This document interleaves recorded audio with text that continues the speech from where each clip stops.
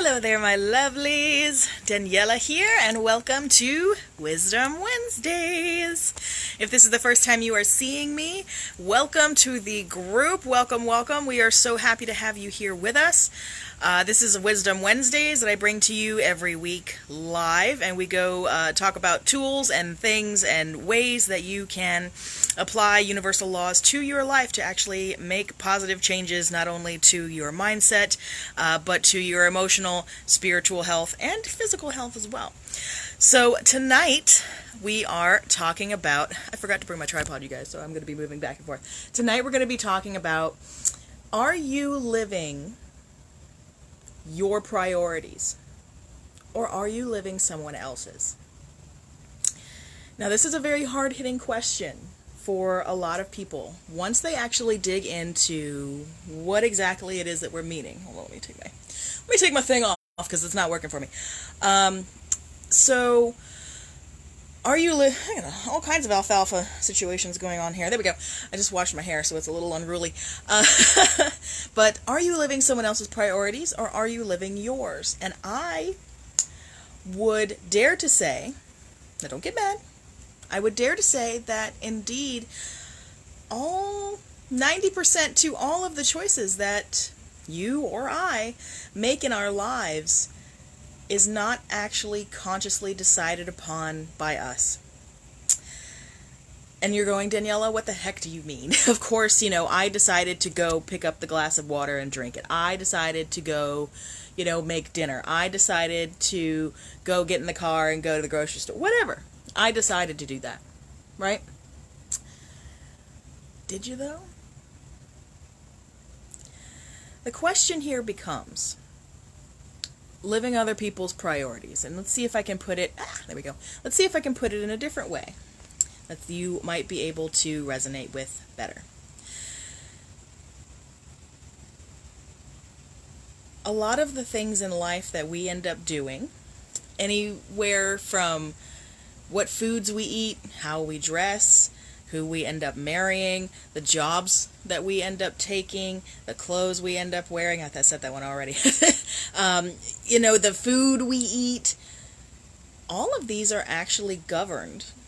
As it turns out, they're actually governed by the subconscious and not the conscious mind. So consciously, you may feel like you are making a decision to have such and such for dinner. And while in a way it may be true, however, you may actually subliminally in your subconscious be programmed to only eat certain things, to only eat dinner at a certain time, because that's just what you've heard is the right way to do it. That's the way it's always been done. We don't know why. That's just how we do it. Why is that? You may have to go very, very, very far back in your genealogical lineage to find out indeed why you, the current person now, is following the actions of people that have come before us still now. Those actions may or may not actually be serving you in the 21st century. So let me give you an example, okay? As I switch hands here. Let me give you an example, okay? There's this great example, and you may have heard the story. So there is this woman, and she's getting ready for, Thanksgiving dinner, Easter dinner, Christmas dinner, Yule dinner, whatever. Some kind of dinner, and which involves, there is a ham, okay? So this woman, she goes, and she cuts the top and the bottom off of the ham hock, and she sticks it in the oven. She goes, great. So her husband comes along and goes, hey, honey, I noticed that you cut both ends of the ham off. How come you did that? Just out of curiosity. And she goes, I really don't know. That's just the way my mom did it. And so that's the way I do it. Fair enough, okay?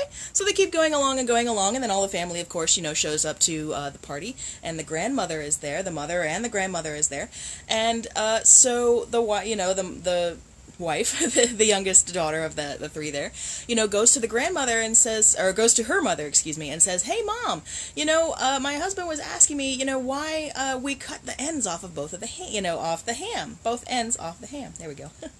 And her mom, same answer. She goes, you know what? I don't know. That's just the way my mom did it. And so that's the way I did it.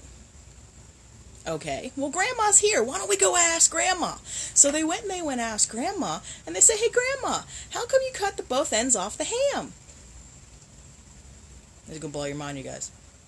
Grandma goes, oh, well, back in the day, hey, Miss Sherry, good to see you, lovely. Back in the day, I just didn't have an oven big enough to fit the whole ham in there, so I had to cut the other end off the ham to fit it in the oven.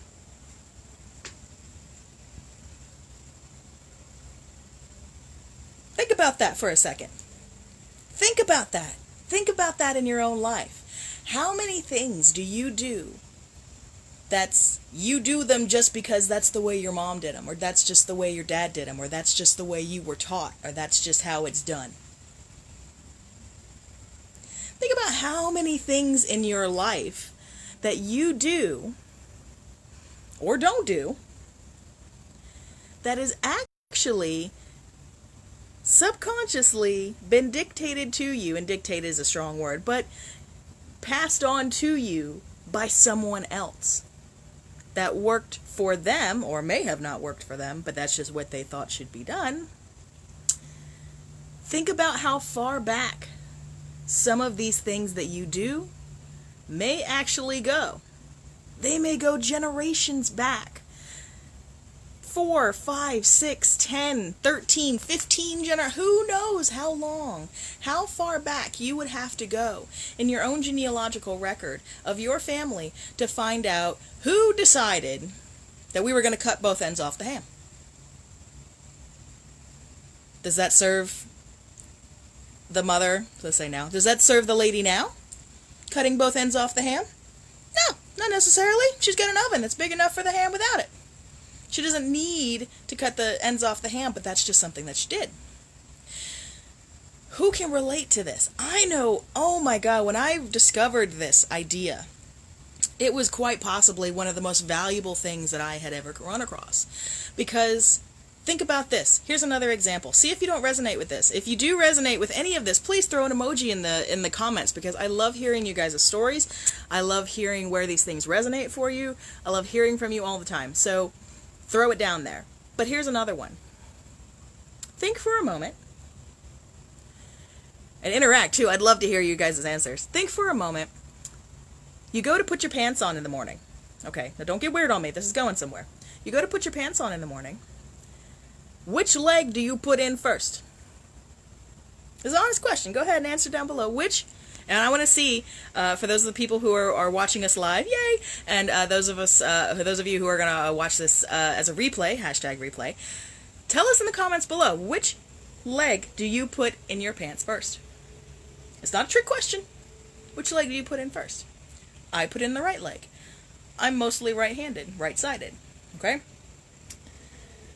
Now, where did this idea, because some people, like Frank, he's a lefty. He puts his left foot in first. Why? Why do we do that? Why have we subconsciously picked one side of the body to start putting our pants in, putting our pants on, than the other? And I think this example was explained to me, and it's blew my mind. I think I've got the answer. This person explains. It goes back to when your parents were dressing you, were teaching you how to dress yourself, and they held out the pants in front of you, and they said, here, put your foot in here. No, not that foot, the other one.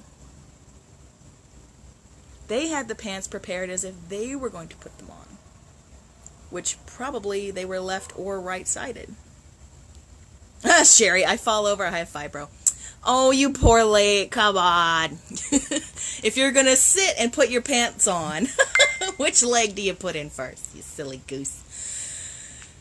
But think about that.